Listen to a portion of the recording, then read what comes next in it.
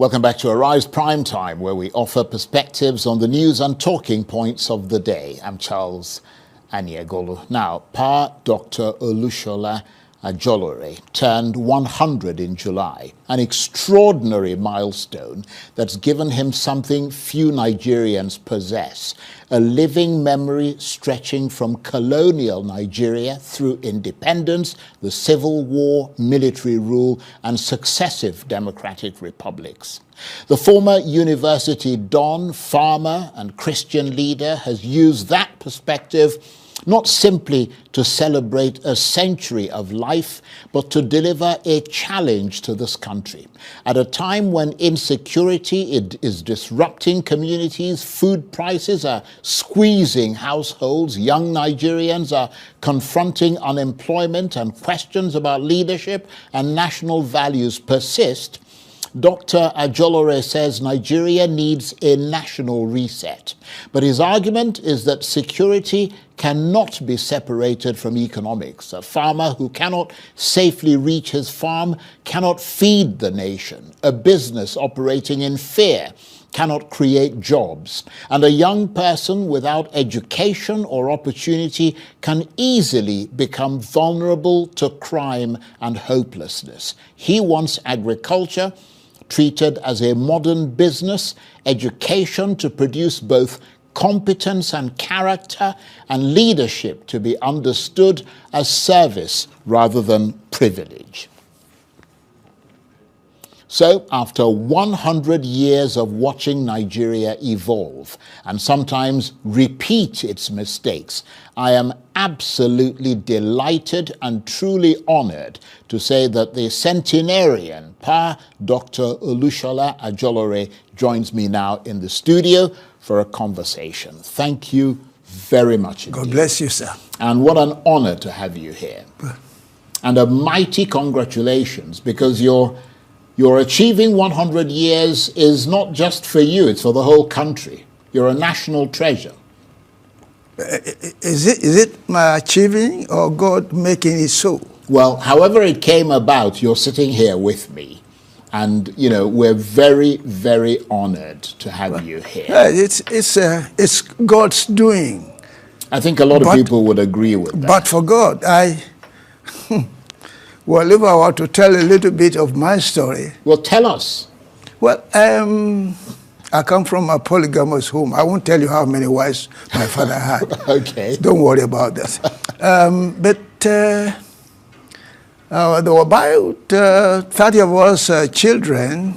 30? Yes. And I was number 18, 19 among the children. In fact, even before that, when I was born, I looked like a lump, according to my mother. And she wasn't sure I was going to live. Right. The only thing that gave her confidence a bit was the fontanelle here. You know, that pulsating thing in the head of little babies. Right. That was the only thing that gave her the hope I would live. As the same person now, God has allowed to live up to 100 years. Extraordinary. So it's God. It's just God. Just God. Of course, Pa Ajolore, 100 years, as you know, is not a simple age. But beyond just the age, it is a front row seat to history. When you look back at the Nigeria you were born into and the Nigeria you see today, what is the biggest change that fills you with gratitude, and what is the biggest change that worries you? Well, the biggest challenge is that we continue to be consumers when this land is so blessed by God. I'm not so sure there is anything that we need that we don't have here. Land is there for agriculture if we really mean to go into agriculture. We have the human resources. In fact, we are producing them and allowing them to go out. Some of the countries, the big countries, if the Nigerian medical personnel were to withdraw, their systems will know it, will feel it. So why can't we retain our own children here? My way of looking at it is that we need something that will make us move. And I'm talking now about the document called the Constitution, 1999 Constitution. You want restructuring, basically, of this country? I want to go further back. Right. First, we have to renegotiate. Do we want to stay together? My advice is that we try to stay together, because that's a stronger together force. You're stronger. Okay. Yeah. But then, if we renegotiate, then we will reconfigure. What we have now looks like a master-slave relationship. Yes, it's an imposition. It's the so-called 1999 Constitution, I choose to call it the edict that is there in the document. It says edict and says something has to be omitted. I don't know why. But if we want to form a company, we have what is called Article of Association, and then we have Memorandum of Understanding. In constitution writing, that is what you call preamble.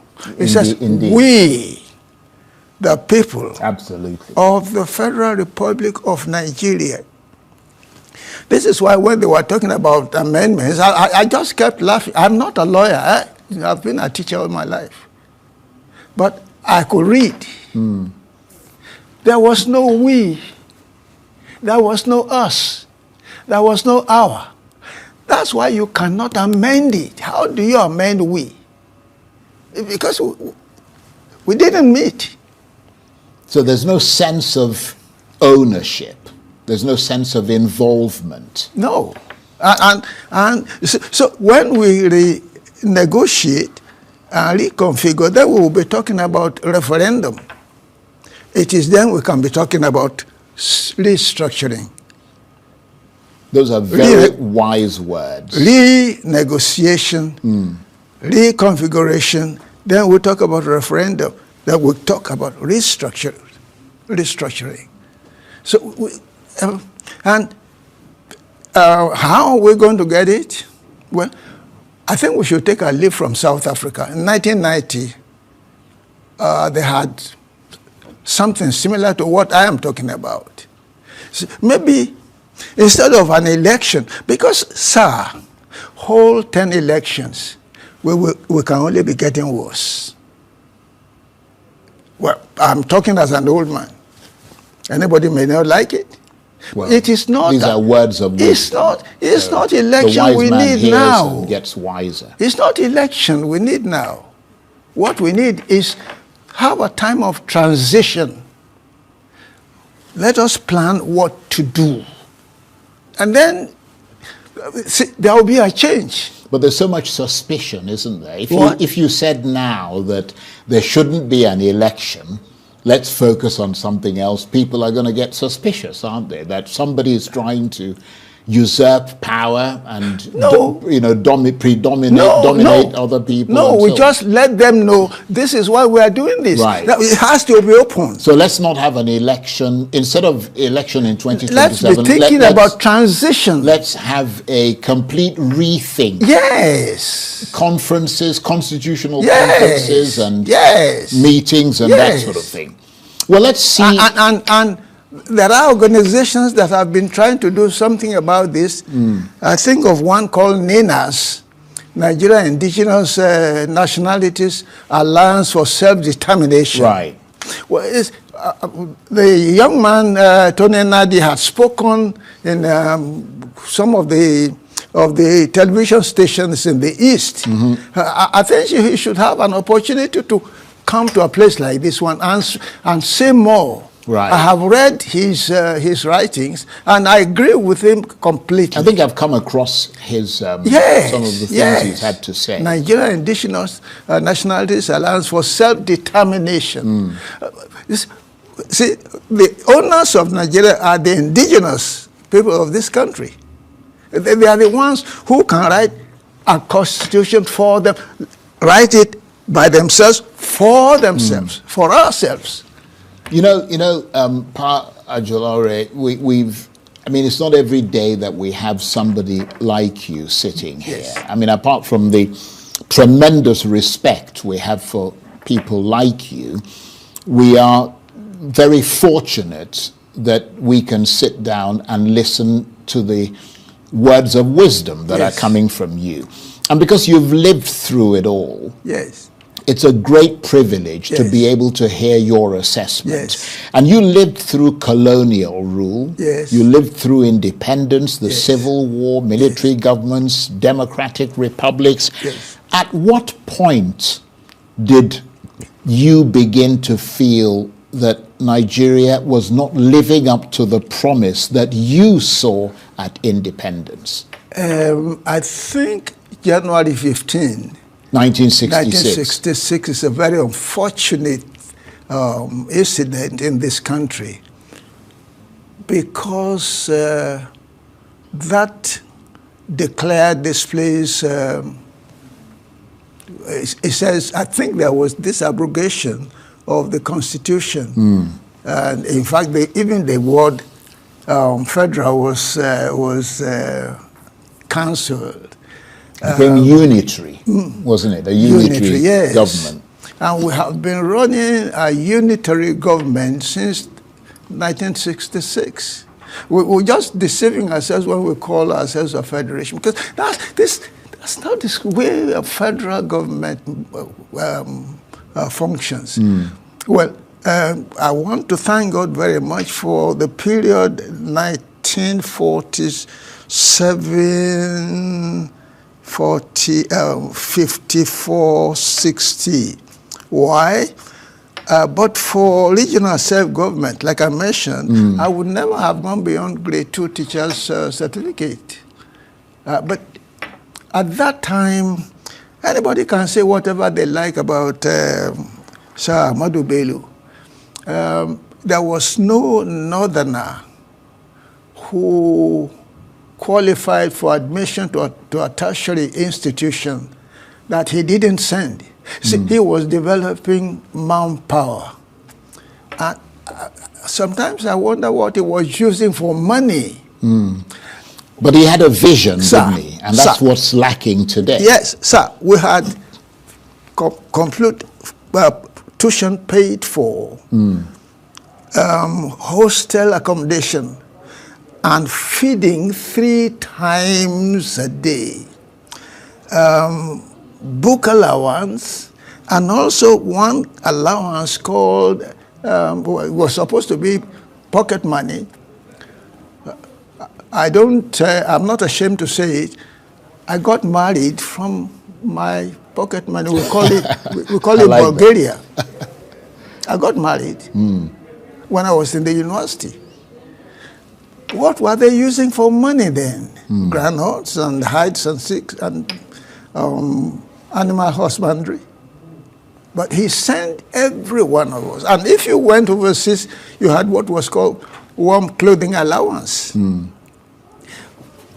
Is it that there is no more money in this country? Because oil had not become what it is today, and yet they were able to do that. Well, the money's been mismanaged. That's really the bottom line. I mean, and talking about that mismanagement, I was reading one of your write-ups where you said that Nigeria's greatest deficit is not resources, but a shared sense of responsibility.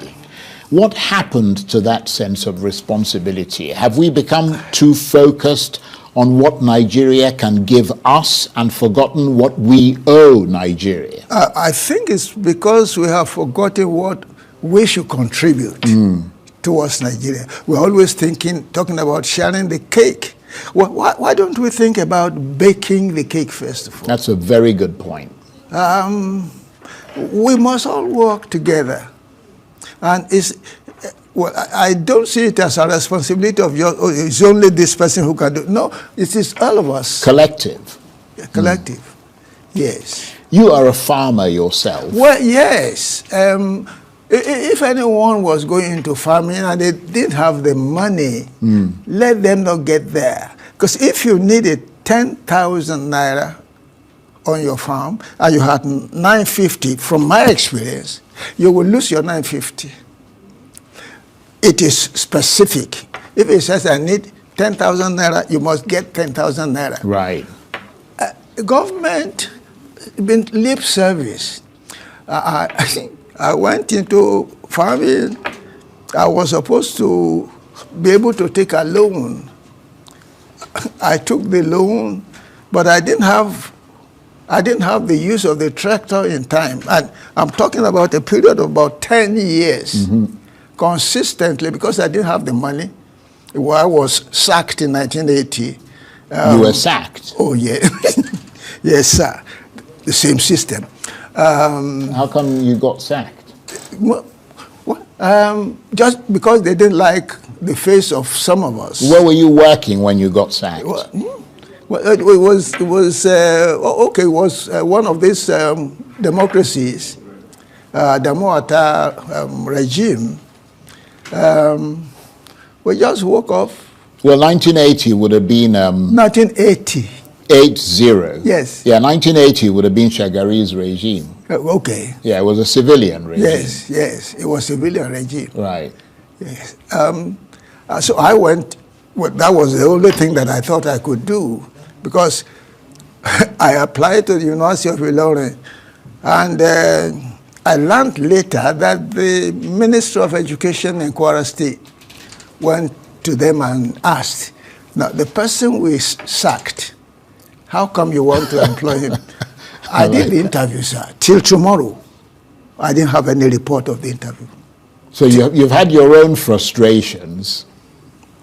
So I went into farming thinking, okay, let me be where I can be confident. Yes. But I didn't have the means, the money. I took, was it about 10 hectares of land in 2 or 3 places. I started popcorn growing in Kwara State. There was a year I produced enough. My first child was getting married. And I thought I was going to sell out of what I produced. I didn't sell. In fact, it was there for about 3 or 4 years. That's the kind of frustration. If you produce, there must be a system. I think I heard that in Ghana, government had a way of taking what the farmer... Which is the way it is internationally. But even in the eastern region, there was a marketing... Yeah, they had a marketing board, a system. They were taking those things. Yeah. Why can't we go back to learn from those who are still alive? That's a good point. And you've also, beyond farming and agriculture, because you've spoken a lot about that, you've also placed enormous emphasis on education. Yes, but even that agriculture, please let me get back to it. Yes. We are in serious danger. There is this GMO thing. Yeah. Sir, genetically modified I will food. want you to go and read documents about it. Sir, God put in each place what will do them good. Yes. The corn in America may not necessarily produce what the corn in Nigeria will produce. And God placed this there. GMO is intending to completely wipe those things off. And so now we will become dependent on Bill Gates, the big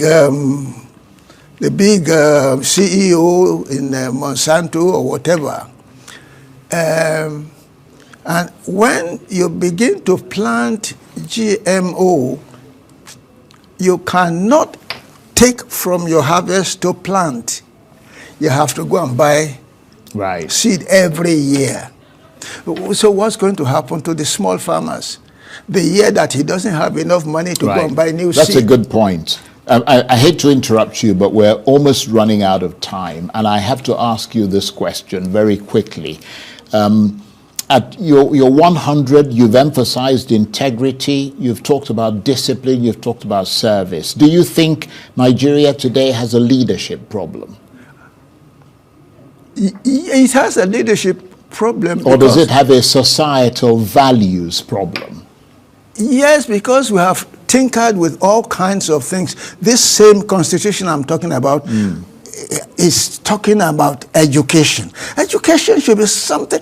In the United States, we have in-state fees and out-of-state fees, which means that each state controls their own education. We should control our own education. If the state controls its education, this erasing of what is it, CRK and the IRK, they replace it with what they call national values.